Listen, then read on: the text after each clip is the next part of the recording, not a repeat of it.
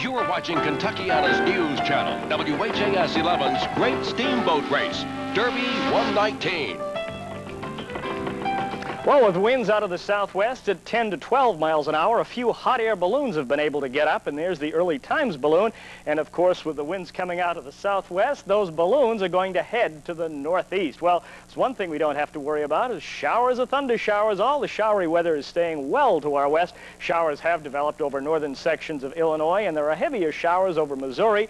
By this time tomorrow, a few of those showers could be here in the Ohio Valley. Well, late this afternoon, a few clouds developed, but again, we don't have to worry about any rain, and those clouds are just becoming scattered around the region. It certainly is warm ahead of the cold front, with temperatures well up into the 70s in most areas. At St. Louis, it's 78. At Memphis, it's 78. And in Indianapolis, their temperature is 74. There's that cold front we've been talking about for the past several days, and the cold front is finally beginning to head in our direction very slowly, and by this time tomorrow, it may be close enough to cause a few showers or even a few isolated thunder showers. Now, it is warm ahead of the front. It's only slightly cooler behind the front, so we're not going to see any real chilly air coming in, and that certainly is good news for the Derby. Behind the front at Omaha, the temperature right now is 72, and again, for the Kentucky Derby here in Louisville, we're looking for temperatures in the upper 60s. Right now, it is warm. Our reading is 77. The air is quite dry. Humidity is only 29%. We have a southwest wind coming in at 12 miles an hour. The barometer 30.16, now beginning to fall. We made it to 79 degrees this afternoon. The early morning low was 45, and of course we've had no rainfall in the past 24 hours. For the month of April, we've had close to 3.5 inches. Well, during the day tomorrow, I think the rain will hold off until after the Pegasus parade is over. Then as this cold front drops close to the Ohio River, we will see the scattered showers. Looks like just a narrow band of showers coming in ahead of the front and even behind the front. Most of the showers will be out of here in time for the Oaks on Friday, with high temperatures right around 70. Here's our forecast in detail. For tonight, it will be partly cloudy. The overnight low will be near 52. Then tomorrow, for the Pegasus parade, it's going to be partly sunny, a high of 75. Those showers will be here tomorrow night with a low of 52 degrees. Showers will end early on Friday, and in time for the Oaks, it looks like partly sunny, a high of 72. And for the Derby, as we've been saying, partly sunny, a high of 68. A few more showers could be here on Sunday with a high of 70. So it looks like those showers are going to be coming just at the right time to cause no big problems for any of the events. This has really been one of the nicest Derby weeks I can remember. Of course, we got off to a kind of a rocky start over Saturday the weekend. and Sunday were not great, but this week has been wonderful. Thank you, Chuck. And we'll be back with more of the Great Steamboat Race. And we'll see if the Belle of Louisville can hang on to her lead coming downriver. More boat race coming up.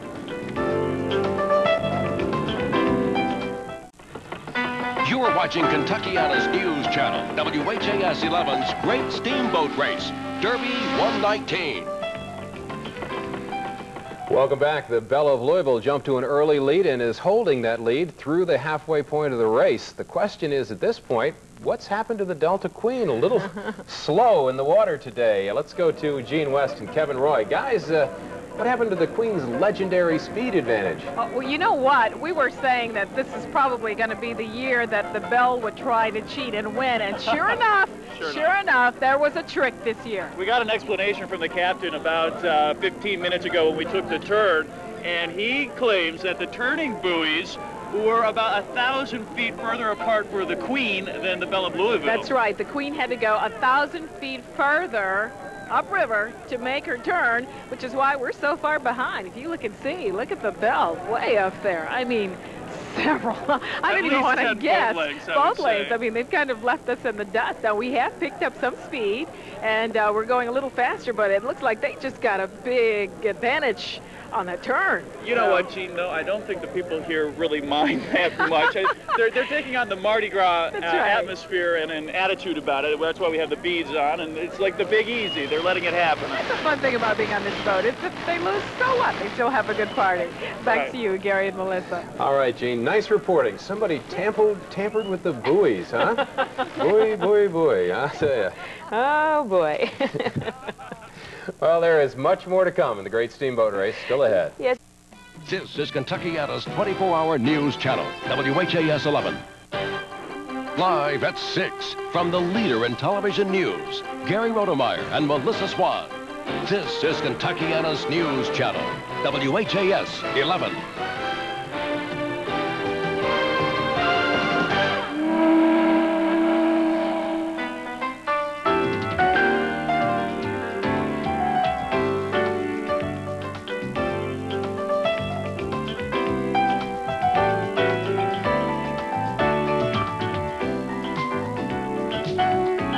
Kentuckiana's News Channel, WHAS 11, presents the Great Steamboat Race, Derby 119.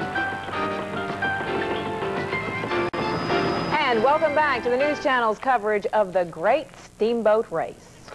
You're looking now at the Belle of Louisville as she uses the strong current to head down midstream back toward the Kennedy Bridge, and with a big lead right now in the Delta Queen. And boy, has that lead stretched. There you can see from Sky 11 just how this race has gone from a close race turned to a runaway here.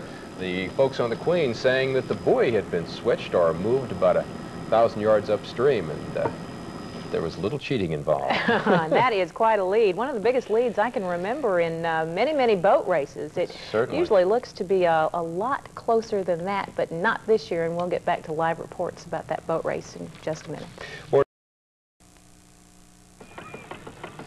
You are watching Kentuckiana's News Channel, WHAS 11's Great Steamboat Race, Derby 119. And welcome back to the Great Steamboat Race. You are looking live upriver at the Belle of Louisville, coming downriver. Look at all that black smoke. She sure is making an effort coming. You can't see the Delta Queen from that vantage point, but the last time we did see her, she was pretty far behind. Well, you know, I can tell you why now. Okay, tell us why. You've had that diesel thing, and that's good. But Bernson's been on a diet for about the last 2 weeks, and he's lost about 5-6 pounds, and I think that's been the difference today. Barry, that diet to make the boat lighter certainly worked, I think. Yeah, that's true. And of course, we are now able, I believe we can predict victory here on the Belle, and so I have decided to put on my annual hat containing the coveted golden antlers, let's say it together, the coveted golden antlers, emblematic of river supremacy. With me is a captain of sorts, Tom Strohmeyer of Kingfish Restaurants, president of the organization. You sponsor this race, and you must be glad of it now. Very, very glad. We're proud, whether in victory or defeat, to sponsor this race, and it's a great contest between two historic landmarks. Or watermarks, if you will. Or watermarks. Rachel Platt is with another captain right here. She's got some words on the strategy. Rachel? That's right. We have Captain Kevin Mullen with us right now. And on the Delta Queen, they're saying that we cheated. Is it true? No. So the buoy wasn't further for them? No. Those buoys get set under the auspices of the Coast Guard. They have a Coast Guardsman on the boat. And it's hard to set the buoys. I've had to do it in my career here. You're a couple feet off the water, and you tell me who can draw a straight line across the water. So no, their buoy, plus there's a big current, and if they don't have enough weight on the buoy, sometimes they'll drag. Okay, so at this point, though, we did not cheat, and if we did cheat, we're blaming it on the Coast Guard. No, I wouldn't want to blame it on the people who inspect the boat, give me my license. But it could have been the current dragged our buoys down the river, or the wind blew their buoy up the river. Did we get a head start? No, the gun went off, and at 5 o'clock, we were under the Kennedy Bridge. All right, well, tell the people on the Delta Queen, then, to leave us alone, because they're back there saying we cheated. Well, it's like a horse race in the starting gate. If your horse doesn't get out of the gate on time, you know, you got to